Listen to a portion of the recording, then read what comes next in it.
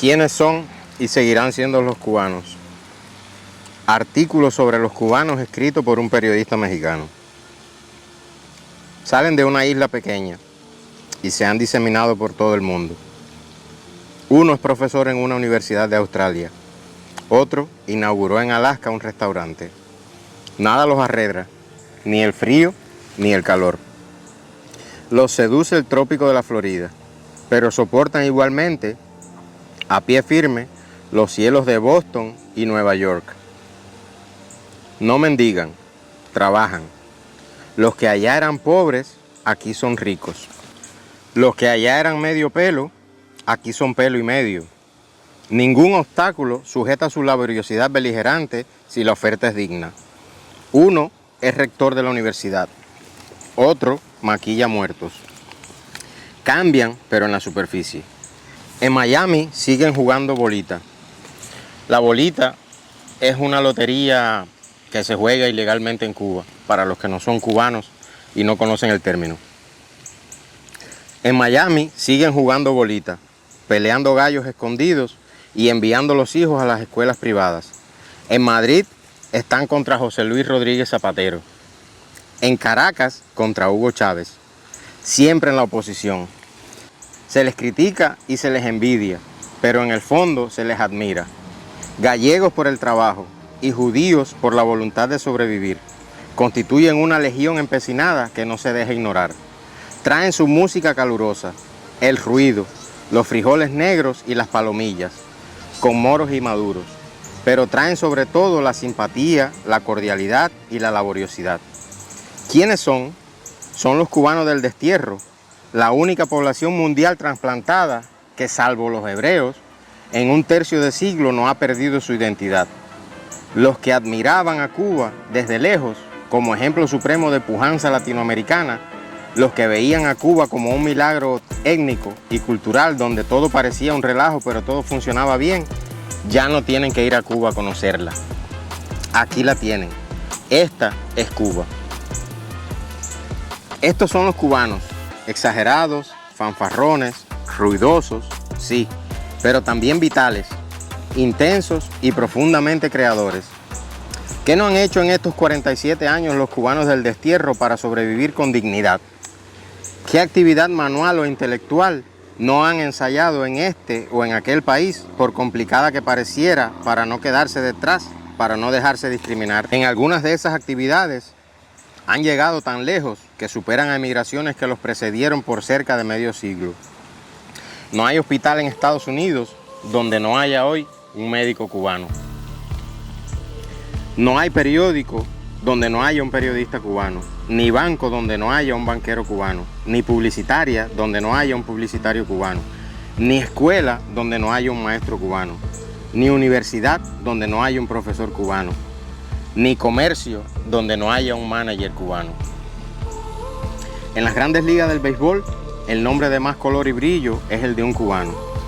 En Madrid, el primer poeta latinoamericano es un negro cubano. En la Coca-Cola, Kellogg's, McCormick y otras tantas, su dirigente fue un cubano. Hasta en el Congreso de Washington, en las dos cámaras, se sienten su modestia y en su eficiencia varios cubanos. En las tierras prestadas, el extranjero parece llevar siempre en la frente la marca del sitio de donde viene. Los cubanos llevan a Cuba, la enaltecen y la honran, porque además de en la frente, la llevan en el corazón. Pero hay algo en el desterrado cubano, a mi juicio, superior aún a esa actividad profesional triunfante, y es su odio al despotismo del que huye, su amor a la tierra que dejó. Eso lo separa y lo define. Eso da a sus triunfos en medio del desarraigo una grandeza que de otro modo no tendría. ¿Por qué?, preguntan tantos. ¿No se acaban de quedar tranquilos los exiliados cubanos? ¿Por qué no aceptan de una vez que perdieron la batalla, que Castro les ganó y que con los medios de que disponen nunca podrán vencer a la tiranía? Se han afincado definitivamente en esas tierras hospitalarias que los han acogido y donde viven en lo material muchas veces mejor que como vivían allá. Los que preguntan no conocen a los cubanos. El cubano sabe esto aún. Aún teniéndolo todo, si le falta Cuba, no tiene nada. Sabe que esa prosperidad de que disfruta, lejos de su isla hambreada y aterrada, es en cierto modo una forma de traición. Por eso, si se mira bien, se verá que a veces parece que el cubano ríe, pero en realidad está llorando por dentro. Le nace el hijo, le crece, se le gradúa en la universidad, pero el cubano suspira. Ah, si estuviera en Cuba. Compra una casa, su auto o su lancha y sigue suspirando. Ah, si lo estuviera en Cuba. De una manera misteriosa que no puede definir, hay un vínculo con aquello que tira de él hacia allá. Ahora que la perdió, sabe que no puede vivir sin Cuba. Y la sueña de noche, y le agiganta los valores, y la embellece, y la idealiza, y se culpa de no haberla entendido mejor. Y la recrea en sus cantos y bailes, y la revive en sus historias, en sus costumbres, en sus comidas. ¿Por qué compran hoy los cubanos más libros cubanos que nunca? ¿Por qué tienen sus casas, sus negocios y sus oficinas llenas de palmas, de banderas, de escudos y de retratos de Martí? ¿Por qué, aunque son USA Citizen, siguen siendo cubanos? Por eso se reúnen en los municipios borrando antiguos antagonismos de partidos o clases. Porque el cubano sabe que lo único auténticamente suyo fue su Cuba y que a ella quisiera el poder regresar. Ahora la tiranía castrista anda en sus estertores finales. Se ve claramente que el cubano ha estado preparándose siempre, aunque no lo supiera, solo para ese momento del regreso. No le importa que les digan que todo lo que dejará a la tiranía es hambre y ruina. No les preocupa que le devuelvan la residencia o el negocio si lo tenían. Lo único que desean es volver. La casa donde nació está derruida. Al pueblo se lo han puesto desconocido. La madre ha muerto.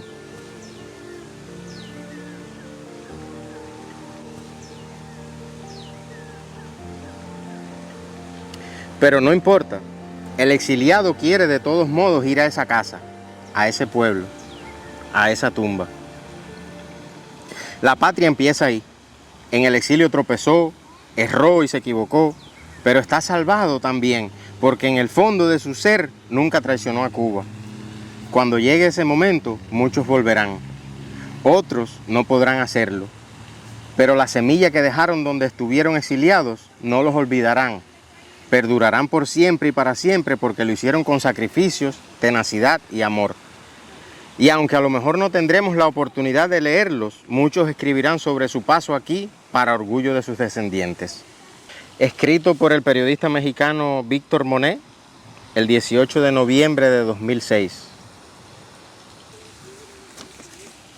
Planificando este video, que obviamente cambió de tema, estaba revisando muchos documentos que tengo que destruir porque en manos equivocadas pueden ser bastante perjudiciales.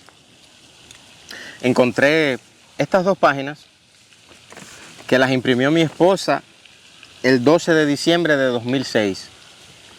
Supongo que las guardó muy celosa, muy precavida, y me las trajo desde Alemania cuando ella vino para acá, para Estados Unidos. En aquel momento las leí y no me parecieron relevantes.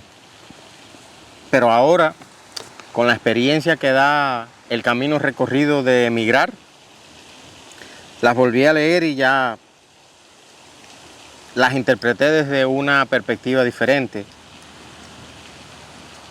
Entonces me pareció bastante interesante traérselos a colación y aquí se las presento, aquí se las leí.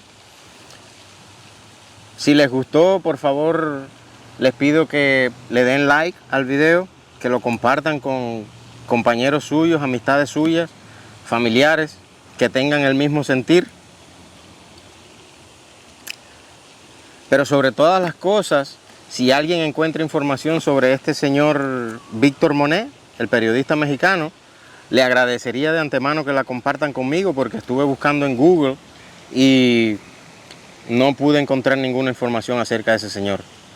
Y siento mucho interés porque una persona sin ser cubana, es interesante que escriba tan ardientemente sobre el sentir de tantos millones de cubanos que andamos diseminados por el mundo, ausentes de nuestra Cuba. Entonces, de antemano le agradezco si alguien encuentra información y me la comparte. Por ahí les dejo abiertos los comentarios para que ustedes se deleiten y comenten como siempre hacen acerca del tema, que es bastante interesante. Esto es De Viaje a Todas Partes.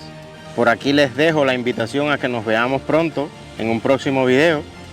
Y siempre recuerden, al que juzgue su camino, préstale tus zapatos.